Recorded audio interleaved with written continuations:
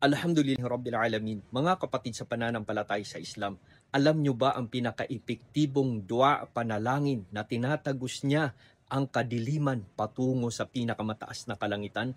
Ito ang dua panalangin ng isang propeta ng Allah, si Propeta Yunus alayhi salam.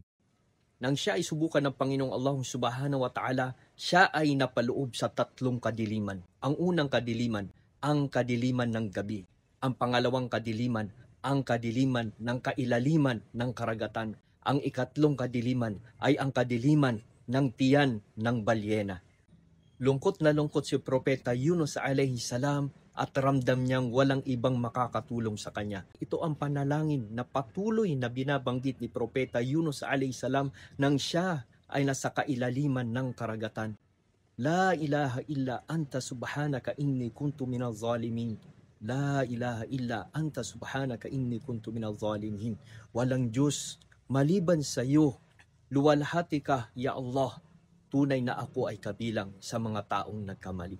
Naway magamit natin ito upang ito ay tanggapin mula sa atin ng Panginoong Allah Subhanahu wa Ta'ala.